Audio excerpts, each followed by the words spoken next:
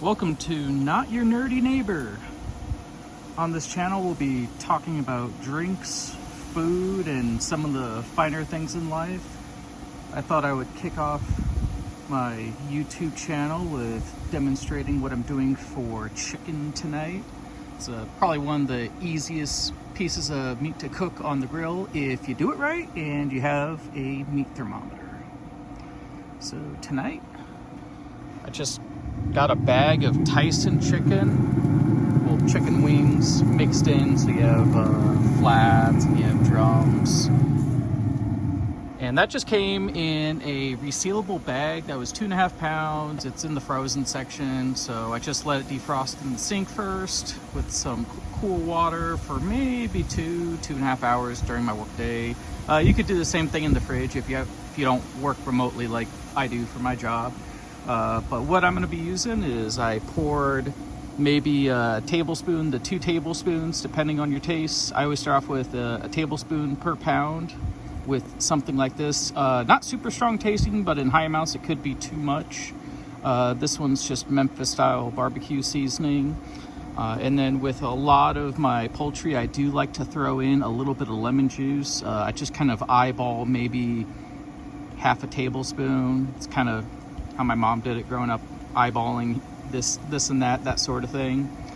And then I actually got this barbecue sauce from my mother that I thought I would try for a glaze on my wings. Last week I did this with the Kikkoman Teriyaki Glaze. It's like a finishing glaze, and the wings turned out great. But yeah, I just seasoned them, threw them on a freshly cleaned, freshly oiled grill at 350 degrees.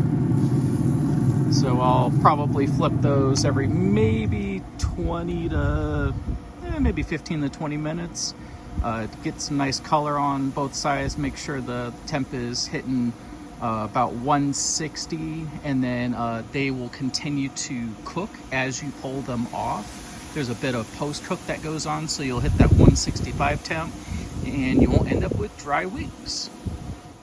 All right, we are back inside, and while we wait for the chicken to cook, it would be kind of a crime not to have a drink for the first episode.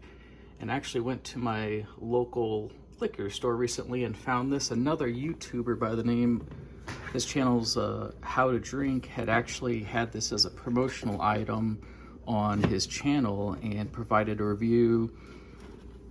I like to typically put my whiskey on ice, especially bourbon.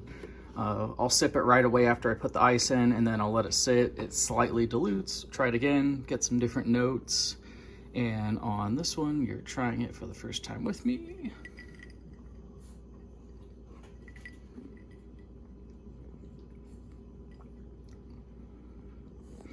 Definitely some woodiness. Not too much sweetness on that first sip. Try another little sip.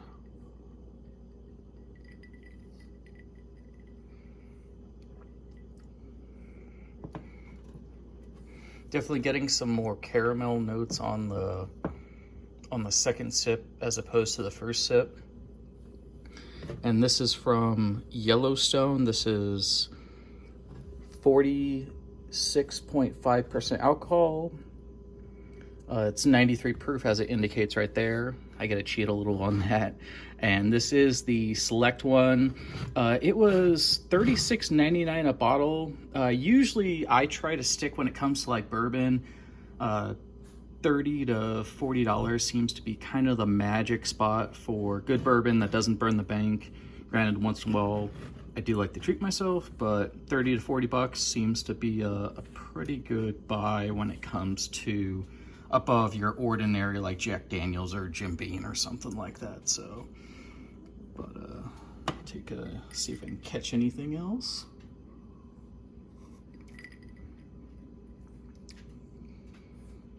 Yeah, definitely tasting more caramel and woodiness. This might be one I actually keep in my cabinet from now on. So, but other than that, great bourbon.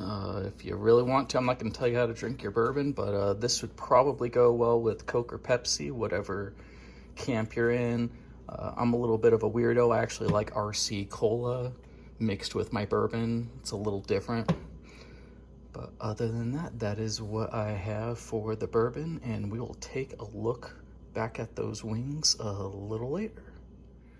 All right, so I might have some critics who bounce between a Glencairn glass and a rocks glass, or in this case, a short Duralex glass.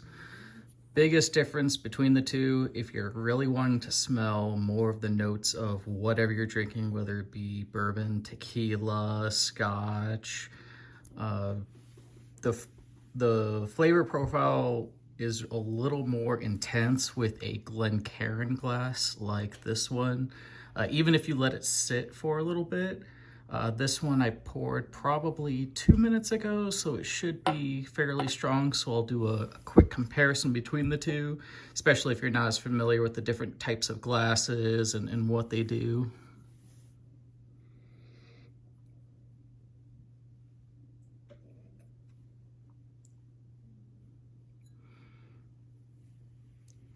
So not so much burn on the nose, but definitely more burn at the back of the throat, as opposed to, of course, putting it on ice, which it tames down the burn, but there are other flavors that you tend to taste when you put ice on it. So in my experience, if there's any kind of sweet notes, you're gonna taste it on ice or even a touch of water. I've heard aficionados who've been doing this much longer than I have, drinking much longer than I have, who say a touch of water can actually open up other flavors such as like caramel, if there's any floral notes or any nutmeg.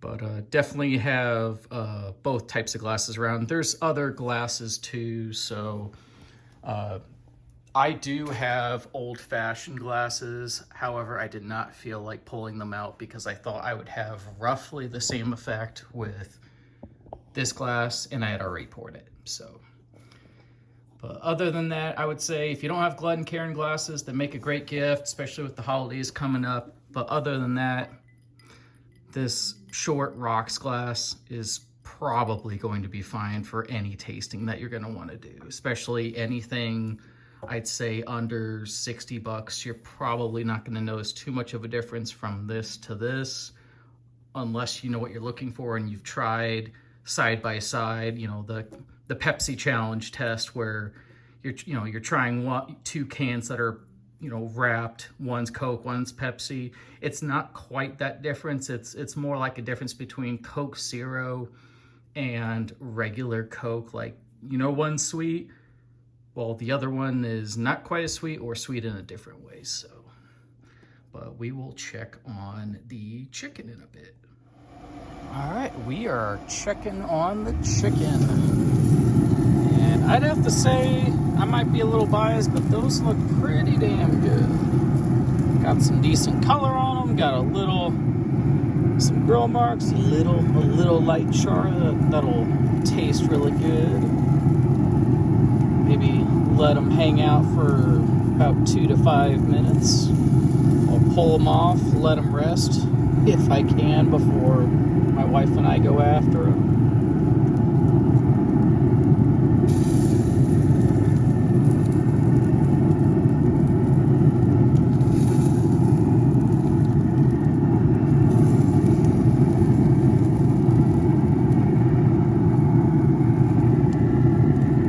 One of the things I will always try to do is you will see the good, the bad, and the ugly when it comes to cooking. If something doesn't turn out, I'll tell you why it doesn't turn out. If something turns out really well, I won't hold back. So let's let those finish up and you'll get to see the finished product in a few minutes.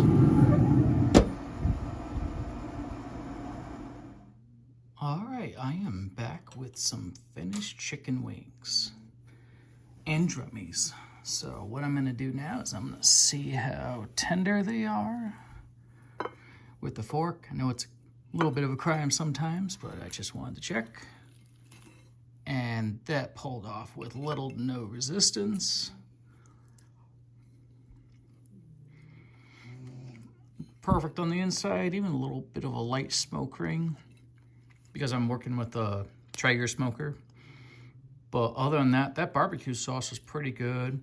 I'll put a link to it in the comments because I really like that one. The honey I used was just a local grocery store branded honey. I just used, which is Hy-Vee where I'm at in the Midwest. But other than that, awesome wings. I'm sure my wife will love these and be quite happy with me, so. And I will share the recipe as well. So if you want to try and recreate these or even improve them, share a comment if you improve them too. But other than that, I will see you folks later as I dive into some chicken wings.